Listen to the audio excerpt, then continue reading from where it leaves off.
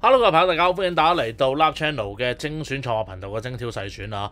咁啊，開咗跑先出呢條片俾大家，唔好意思，因為一路都好忙咁，咪病咗成4-5日，咁一路都出唔到聲，又或者發燒，應該中嗰啲病毒感冒，咁啊都冇辦法。咁啊，啱啱今日好啲咧，所以就盡快錄翻條片俾大家，俾大家有啲概括啦。咁啊，你話係咪好有信心㗎嘛？其實我自己就唔係好算，不過費事連續 miss 2日嘅啫。咁啊，我綜合咗我哋3個嘅一啲心水之後呢，我就簡單啲同大家講翻我哋今日嘅一啲策略啦。咁啊，喺呢個穩健場次度呢，我揀第8場嘅。咁啊，3班嘅160米。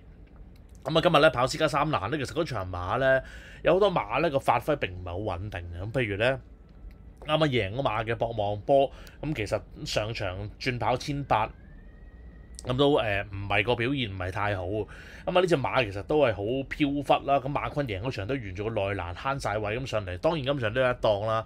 但係其實我覺得即係個穩定性都唔係好夠，同埋呢啲馬都可能有啲健康嘅問題。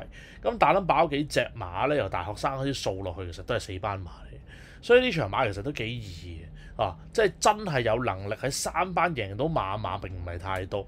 咁啊，當中我覺得就個3隻都應該幾硬淨嘅，146個3隻啊。咁時精準上一次轉跑田草2000。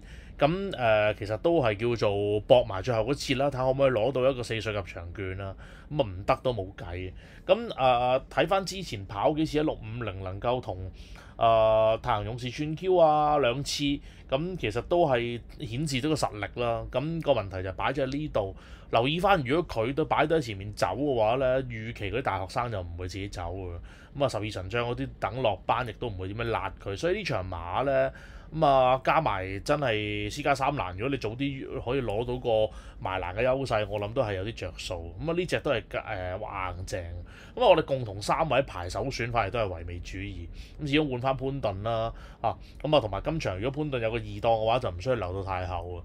預期因為11隻馬跑都係留喺4-5位，甚至6-7位最多。